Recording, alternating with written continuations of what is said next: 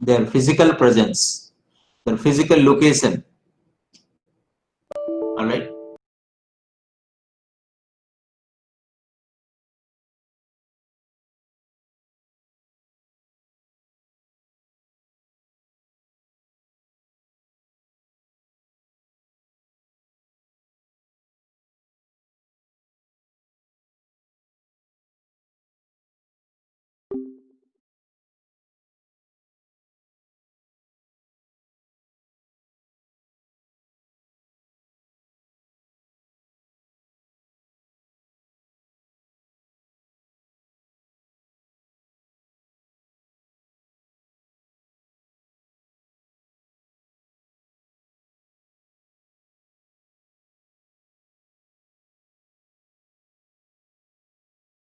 And these power generating stations are interconnected,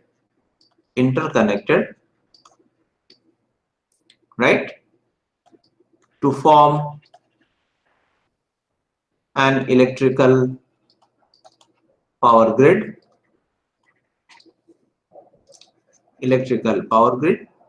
to offer electricity or electrical power to its end users, through a robust power distribution system.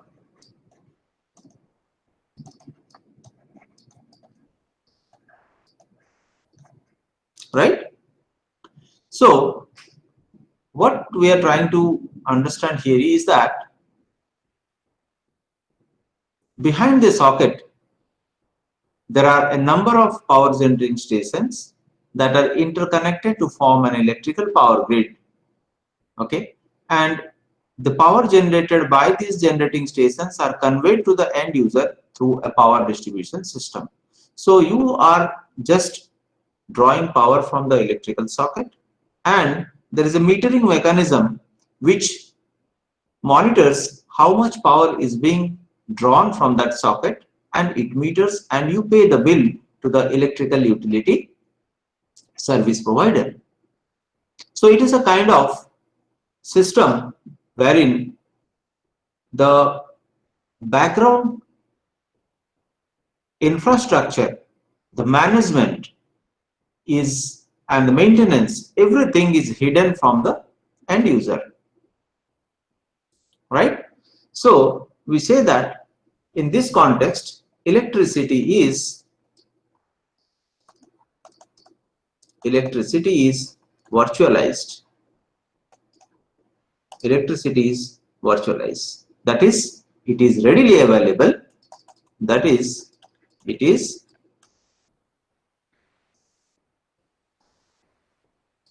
readily available.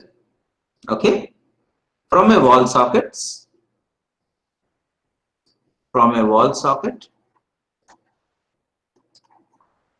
that is hidden, or that hides. Okay, that hides power generation stations,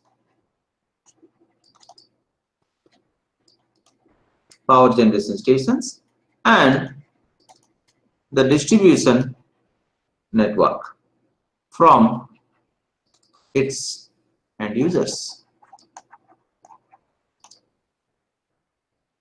Right? In that sense, electricity is virtualized. In the same lines, if you see that computation is also virtualized. So let us write computing is too virtualized by means of allowing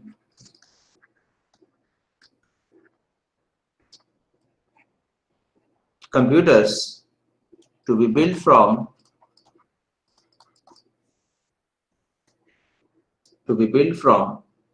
okay, distributed components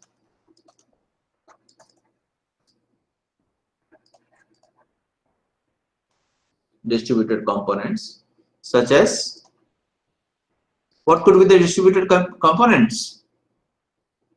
Like in electricity case, there are power generating stations, there are distribution systems, there are transformers, there are switches, and so on and so forth. Electrical switch gears are there for electricity. So in computation case, what could be the distribution components? Yes,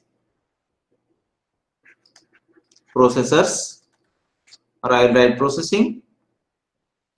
There can be data storage, right? And there can be, the storage hardware, processing hardware, storage hardware, the data, and what? Software. Correct or not? Here, the components means these are the components, and they are distributed. As the components in electricity are distributed, similarly, the components in cloud is distributed, and the components in cloud are the processing hardware, the storage hardware, the data, the software, right? So we can say that these components are aggregated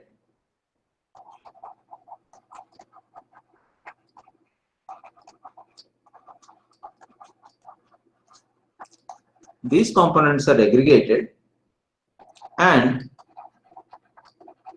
offered as a single system, and this single system is nothing but the virtual system. This single system is nothing but virtual system. So user sees the distributed aggregated components as a single system, but actually this is not a single system. This is an aggregation of processing hardware, storage hardware, data, software, but the end user sees this as a single system. That is why we say that computing is too virtualized. Okay, computing is too virtualized. Fine. So pictorially, you can say that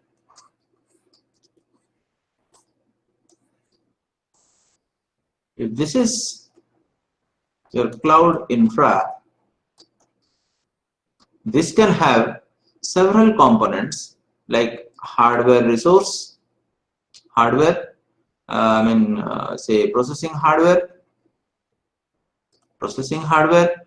and then you can say storage hardware, then you can have data, right? Then you can have software, okay, etc. So you can say that these components are somehow interconnected. Okay, aggregated to offer the end user services offered to the end user.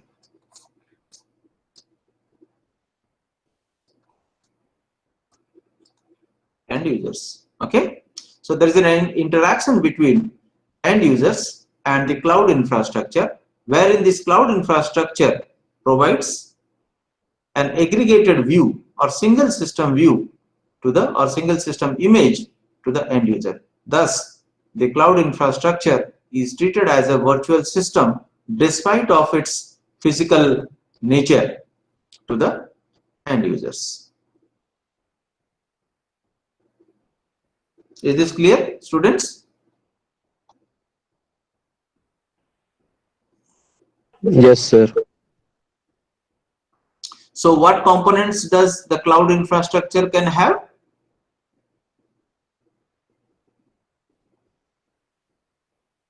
Look at the figure and say, The processing hardware, storage hardware, data, software, and other things we'll discuss in due course. Okay. So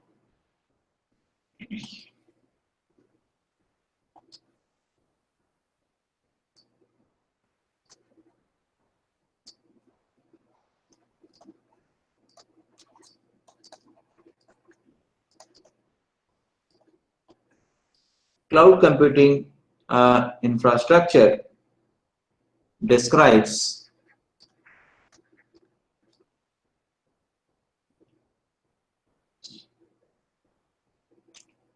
describes the aggregation, okay, aggregation or integration of components,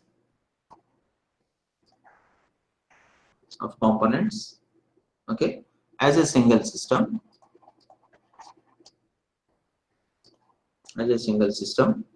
and can be accessed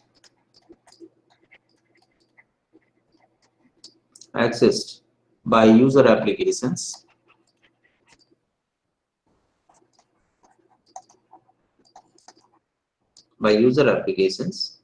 from anywhere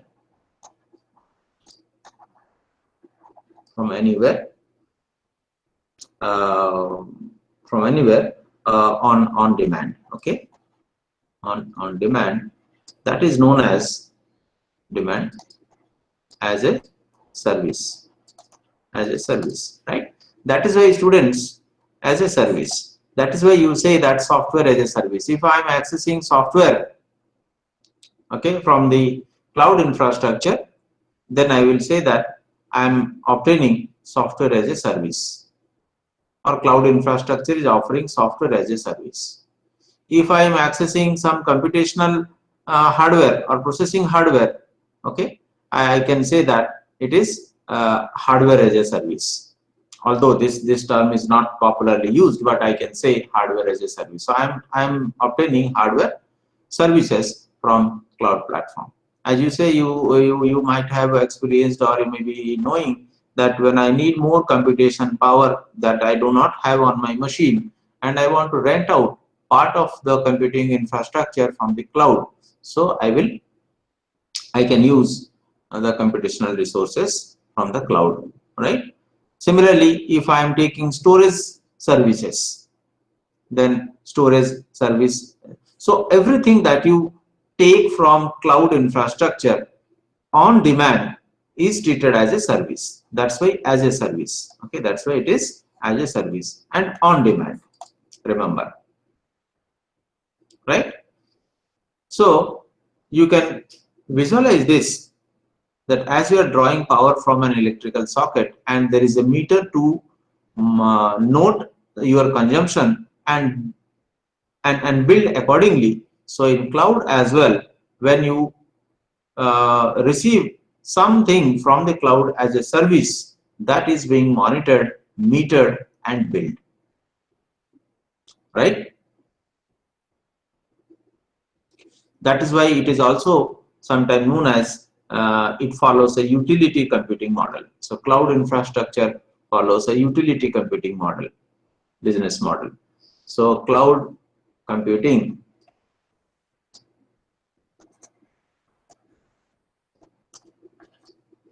follows an utility computing business model. Okay, so utility computing means whatever you use it as a commodity. Okay, whatever service you use, that is service is a commodity. Okay, so service as a commodity. Service is treated as a commodity. That's why we say that pay as you use. Right? Whatever you consume, you pay for it. Right? Whatever. So here consumption means it is a service. It can be hardware service, it can be software service, it can be storage service, anything. Okay. Any question as of now?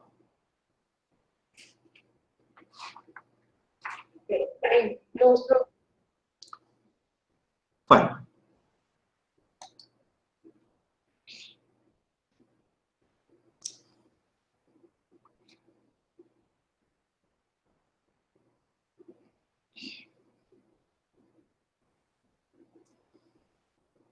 Then comes, we'll discuss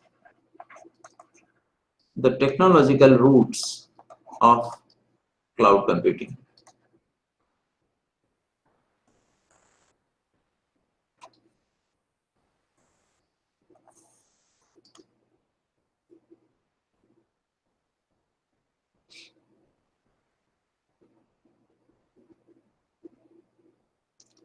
So what this means is that how the cloud computing infrastructure has emerged, how it has emerged, right? So the technology behind the cloud computing umbrella is the hardware,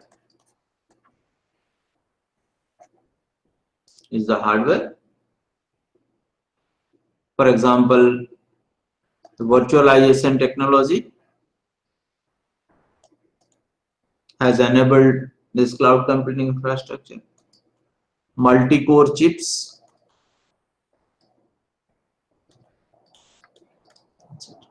right? And internet technology. Okay, internet technology means um, web services,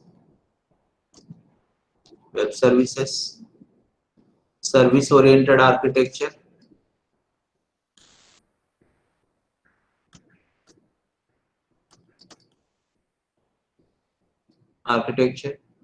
Web 2.0, right? And distributed computing,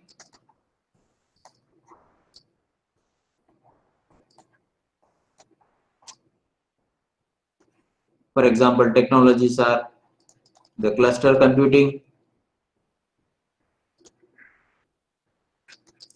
grid computing,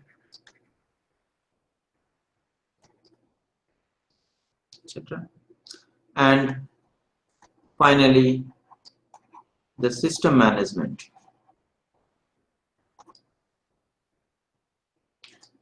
which is autonomic computing,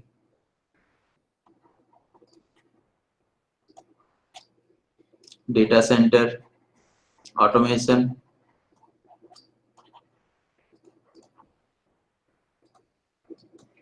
etc. So these technological evolutions have contributed to building of the cloud computing paradigm. Building of cloud computing paradigm. Right.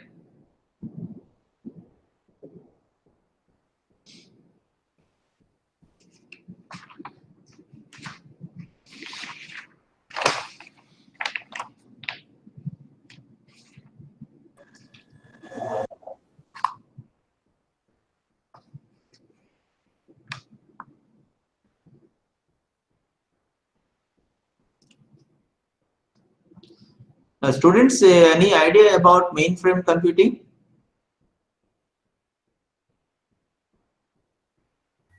No, sir. Have you heard of mainframe computing?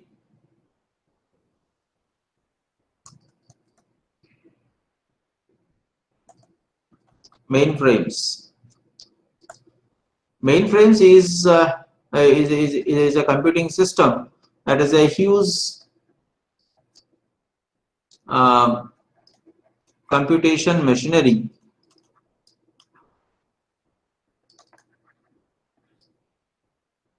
uh, built or huge computing machinery built to offer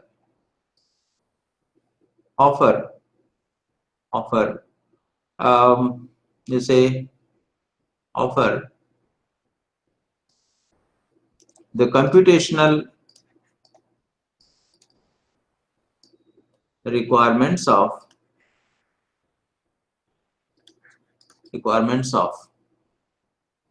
what do you say, large applications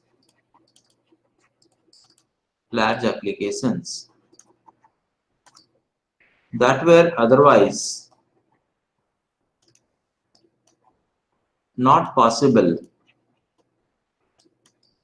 to run on small desktop or workstation computers, right? So the mainframes were the huge computation machinery built to offer the computational requirements of large applications. The large application example can be um, the molecular interaction simulation, the weather prediction, processing of huge data sets, deriving intelligence out of it. Okay, so any large any application involving large computational requirement that were not possible to run on a small desktop or workstation computer because of non-availability of or insufficient processing power, insufficient software, okay, or you can say expensive, those things. So what happened? These mainframes can be visualized as a supercomputing facility which will have several nodes built together, several computational nodes built together, or you can say that several computational nodes interconnected. So it can be seen like this. Pictorially, I will say that it's a rack. Okay, so this is a rack of computers. I'll say rack of computers. Rack of computers. Okay, rack of computers. So just a pictorial representation. Okay, to give you an idea that how they look like. So there will be several processors. एक self जैसा होता है, अलमारी जैसा होता है, ठीक है, उसके अंदर सेल्स में कई सारे प्रोसेसर्स, सीपीयूज रखा जाता है, ठीक है, द साइज डिपेंड्स ऑन, तो ये जो प्रोसेसर है ये किसी तरह इंटरकनेक्टेड है, ठीक है, ये इंटरकनेक्टेड. अब there are various interconnection mechanisms for interconnecting this processors, we will not talk about that, but these are the CPUs interconnected. Okay, interconnected. तो हर सीपीयू का जो कंप्यूटेशनल पावर होगा, those gets added up by the number of CPUs. Okay, just informally saying, if one CPU has processing power as X, and if there are 20 CPUs put into the rack, then it will offer 20x amount of computing power, right? And the task or job was scheduled on these CPUs, and there was a scheduler specifically meant to manage these resources. There is a centralized scheduler to which these tasks or jobs will be submitted, and the scheduler breaks the job into, or breaks the task into subtasks, and if these subtasks can be done or can be executed concurrently, they will be executed on these or scheduled on these CPUs, okay, or whatever may, if they are not parallelizable, then they will be done as sequential or whatever, or maybe a combination of sequential and parallel. Okay, so that was the mainframe. So this was treated as the rack of computers were treated as huge computation machinery, right? Built to offer the computational requirement of large applications. Okay, because individually I cannot have a rack of computers. This may establishing this infrastructure, maintaining the infrastructure is very expensive. So users will prefer to uh, have these kind of heavy computing infrastructure somewhere else at the cost of someone else, and they use these infrastructure as a service and pay whatever is being charged by the service provider of the mainframe. Fine. So the disadvantage of mainframes was, although it was able to offer the requirements of computational requirements of large applications at a reduced cost, but it was restricted only to a small set of users. Only a small set of users. There are many paraphernals, there are many access modalities were involved to access this infrastructure. Moreover, there is another difficulty with this kind of infrastructure is that if there is a small task, if there is a small task, or the demerit of this cluster or this mainframe was that uh, unrelated jobs cannot be executed simultaneously. Remember, unrelated jobs cannot be executed simultaneously, right? Unrelated jobs or tasks can't be run simultaneously. So what does it mean? If the task or job is small, then you are using a huge computational facility for running a small job.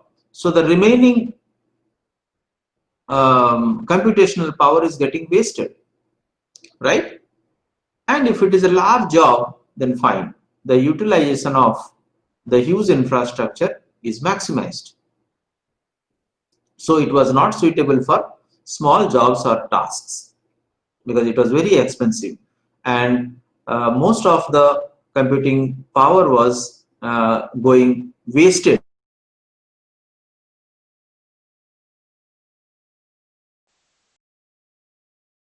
jobs or tasks which are small in nature. Now, how to provide facility to those jobs and tasks? That is where they have moved from typical mainframe system to an infrastructure which can be used as per the user needs. If the user need to execute small job or small task, it can have computing facility suitable to it. And if it wants to have large job or task, it can also have large computing facility suiting to its needs. So cloud computing infrastructure was able to accommodate the needs of users having small jobs to very large applications, right? So cloud computing was more accommodative and it was cost effective for the users, right? So that is how there is a move from mainframe to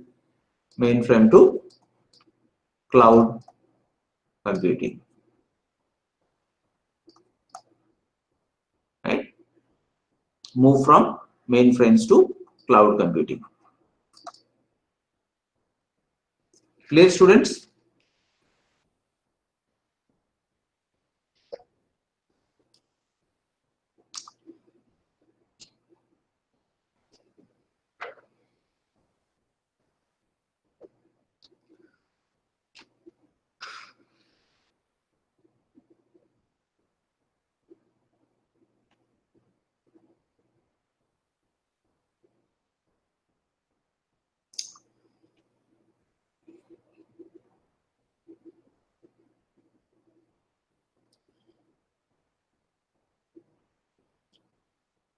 next class we will study service oriented architecture.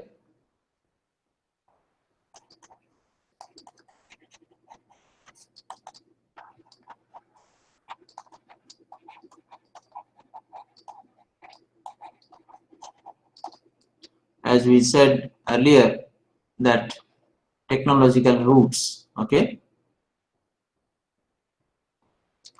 internet technology, web services, and service oriented architecture basics, okay.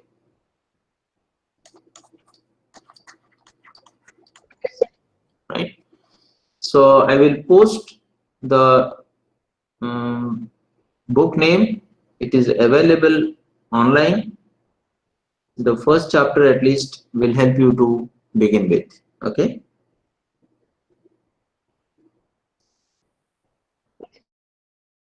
Fine.